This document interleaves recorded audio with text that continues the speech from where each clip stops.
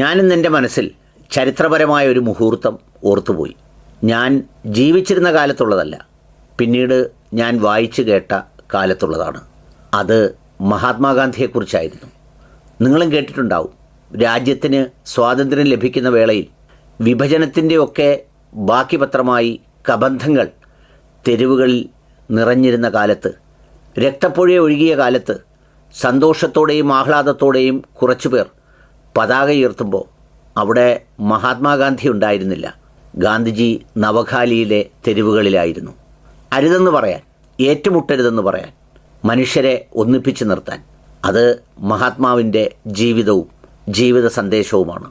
അതിനോട് താരതമ്യപ്പെടുത്താനാകില്ലെങ്കിലും ഇന്നൊരു വീഡിയോ കണ്ടപ്പോൾ അത് ഞാൻ ഓർത്തുപോയി. ആ വീഡിയോ നിങ്ങൾക്ക് കാണാം. मेरे पापा की डेथ को 16 इयर्स हो गए। हम 5 बहनें, हमारे घर में कोई कमाने वाला नहीं। आपके यहाँ भी लगा था? पूरा घर हमारा ऊपर डैमेज हो गया।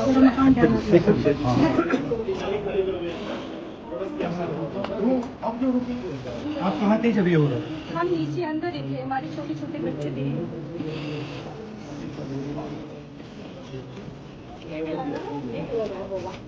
ये दुपहिया वाला है, उधर भी लगा हुआ है।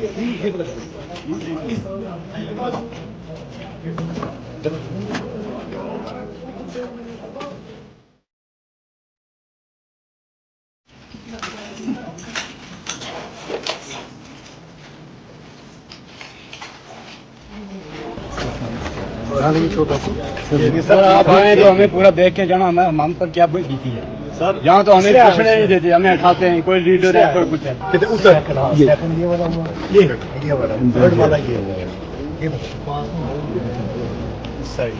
15 लाख का नुकसान है, उसको भी बोल रहे हैं 1,20,000 नहीं। उससे तो हम बेहतर है हम टेंट में रह लें। हमारे मकान के अंदर से आप कंडीशन देखोगे सर, कोई चीज ऐसी नहीं जो बची हुई है।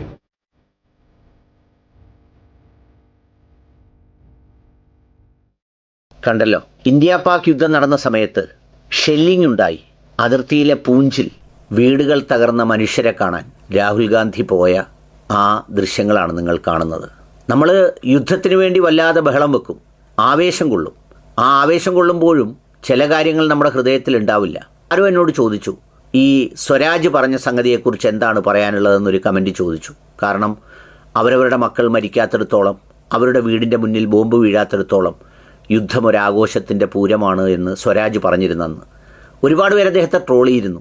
ഞാനന്ന് തിരക്കിൽ വീഡിയോ എടുക്കാൻ പറ്റിയില്ല. പക്ഷെ ഒരു കാര്യം ചെയ്തു കേട്ടോ, ഞാൻ അദ്ദേഹത്തിൻ്റെ പേഴ്സണൽ നമ്പർ പല മാർഗത്തിൽ സംഘടിപ്പിച്ച് അദ്ദേഹത്തെ വിളിച്ച് നേരിട്ട് അദ്ദേഹത്തോട് ഞാൻ ആ വാക്കുകളുടെ സ്പിരിറ്റോടെ ഹൃദയത്തിൽ ചേർത്ത് വെച്ച് നന്ദി പറഞ്ഞു. അങ്ങനെ ചിന്തിക്കുന്ന മനുഷ്യരുമുണ്ടല്ലോ എന്നോർത്ത്. കഴിഞ്ഞ ദിവസം നമ്മുടെ അജിത് ഡോവൽ അദ്ദേഹത്തിൻ്റെ പേജിൽ ഒരു പോസ്റ്റ് ഇട്ടായിരുന്നു. ഈ പട്ടാളക്കാരുടെ ധീരതയെക്കുറിച്ച് ആവേശപൂർവ്വം ഭയങ്കര പാട്രിയോട്ടിക്കായി ഫേസ്ബുക്കിലൊക്കെ എഴുതുമ്പോഴും അവർ കിടക്കുന്നത് ഈ എമർജൻസി സന്ദർഭത്തിൽ ലീവ് ക്യാൻസൽ ചെയ്ത് പോകുമ്പോൾ കിടക്കുന്നത് റെയിൽവേയുടെ ടോയ്ലറ്റിൻ്റെ മുന്നിലൊക്കെയാണ്. അപ്പോൾ ഒരാർക്കും അല്പം സ്ഥലം കൊടുക്കാൻ ഒരു പാട്രിയോട്ടിസം വരില്ല. ഇതൊക്കെയായി ചേർത്ത് വെച്ച് ചിന്തിക്കേണ്ട ഒന്നാണ് രാഹുൽ ഗാന്ധിയുടെ പൂഞ്ചിലെ സന്ദർശനം. നമ്മുടെ ഇവിടുന്ന് നിവേദക സംഘങ്ങൾ പല രാജ്യങ്ങളിലേക്ക് പോയിട്ടുണ്ട് ഭീകരതയ്ക്കെതിരെ സംസാരിക്കാനായി. അത് രാജ്യത്തിൻ്റെ താല്പര്യമാണ്. പക്ഷേ കുറേ മനുഷ്യരുടെ താല്പര്യങ്ങളുണ്ട്.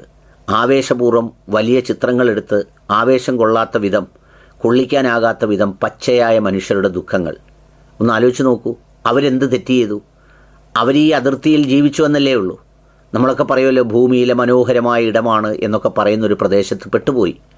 അവരുടെ തലയിലെഴുത്തുകൊണ്ട് ഈ രാജ്യങ്ങളെ വിഭജിക്കുന്ന രേഖ ഈ ബ്രിട്ടീഷുകാരന്മാരെന്ന് പറയുന്ന ലോക ഭീകരവാദികൾ അന്ന് വരച്ചിട്ട് പോയത് ഇവരുടെ തലയിലെ വര കൂടിയായി ആ വര. അതിൻ്റെ പേരിലല്ലേ ഇവർ അനുഭവിക്കേണ്ടി വരുന്നത്? അവിടുത്തെ ജനങ്ങൾ, ദൂരെയുള്ള നമുക്കൊക്കെയും ഇത് ആവേശത്തിൻ്റെ, വളരെ സന്തോഷത്തിൻ്റെ, അതുപോലെ തന്നെ തോൽപ്പിച്ചതിൻ്റെ ലഹരിയൊക്കെ ആവുമ്പോഴും ഈ മനുഷ്യരുടെ ജീവിതം ഇങ്ങനെയാണ്. ഇവിടെയാണ് രാഹുൽ എന്ന മനുഷ്യൻ്റെ വേറിട്ട ഭാവം ഞാൻ കാണുന്നത്. അല്ലെങ്കിൽ അത്രമേൽ അദ്ദേഹത്തോട് ഇഷ്ടവും പ്രണയവും ഒക്കെ തോന്നിപ്പോകുന്നത്.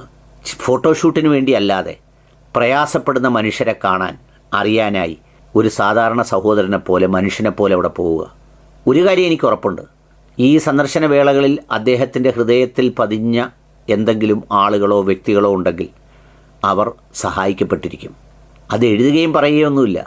നമുക്കൊക്കെ അറിയാവുന്നതുപോലെ നിർഭയയുടെ സഹോദരനെ ഒരു മനുഷ്യനും അറിയാതെ പൈലറ്റ് കോഴ്സിന് പഠിപ്പിച്ച് ഒടുവിൽ പൈലറ്റായി ആ കുടുംബം എപ്പോഴോ പറഞ്ഞറിയുന്നതല്ലാതെ മറ്റാരും അറിയാതെ സേവനങ്ങൾ ചെയ്യുന്ന ഒരു മനുഷ്യൻ. കഴിവില്ലാത്തവനെന്നും അല്ലെങ്കിൽ മറ്റു പല പേരുകളിലുമൊക്കെ ആക്ഷേപിച്ചിരുന്നു. ഇപ്പോൾ അത്രമേലൊന്നും ആരും ആക്ഷേപിക്കാൻ തുനിയുന്നില്ല. കാരണം കഴിവും ധൈര്യവും സ്ഥിരതയും കായിക മാനസിക കരുത്തുമൊക്കെ എത്രമേലുണ്ടെന്ന് നമ്മുടെ രാജ്യം അറിയുന്നുണ്ട്. അദ്ദേഹത്തിൻ്റെ കുറിപ്പുകൾ ഇങ്ങനെയാണ്: met the families of the people who loss there lives in Pakistan, shelling in Poonch today. Broken houses, തകർന്ന വീടുകൾ. സ്കാറ്റേഡ് ഗുഡ്സ്, ചിന്നിച്ചിതറി കിടക്കുന്ന പാത്രങ്ങൾ. വെറ്റ് ഐസ്, നനഞ്ഞ കണ്ണുകൾ, നിറഞ്ഞ കണ്ണുകൾ. A painful story of losing loved ones in every corner. എല്ലാവർക്കും പറയാനുണ്ട് ആ കുടുംബത്തിലെ ഏറ്റവും പ്രിയപ്പെട്ട ഒരാൾ നഷ്ടപ്പെട്ടതിൻ്റെ കഥ. These patriotic families carry the biggest burden of war with courage and dignity every time. ഈ കുടുംബങ്ങളാണ് ദേശാഭിമാനത്തോടെ യഥാർത്ഥത്തിൽ ഈ യുദ്ധത്തിൻ്റെ എല്ലാ ഫലങ്ങളും ധൈര്യപൂർവ്വം സ്ഥൈര്യപൂർവ്വം ഭാരതീയരായി നിന്നുകൊണ്ട് അനുഭവിക്കുന്നത്. Salute their courage. അവരുടെ ആ ധൈര്യത്തെ ഞാൻ സല്യൂട്ട് ചെയ്യുന്നു, അഭിവാദ്യം ചെയ്യുന്നു. Standing strong with victim families. അവരോടൊപ്പം ഉറച്ച മനസ്സോടെ ഐക്യദാർഢ്യം പ്രഖ്യാപിക്കുന്നു. Will definitely raise their demands and issues nationally. അവരുടെ ആവശ്യങ്ങളും അവരുടെ പ്രശ്നങ്ങളും ഈ രാജ്യത്ത് ഞാൻ ഉയർത്തുക തന്നെ ചെയ്യും. രാഹുലിൻ്റെ വാക്കുകളാണ്. രാജ്യത്തെ ഹൃദയവും ചിന്തയുമുള്ള മനുഷ്യരുടെ കൂടി വാക്കുകളായി മാറേണ്ട വാക്കുകൾ.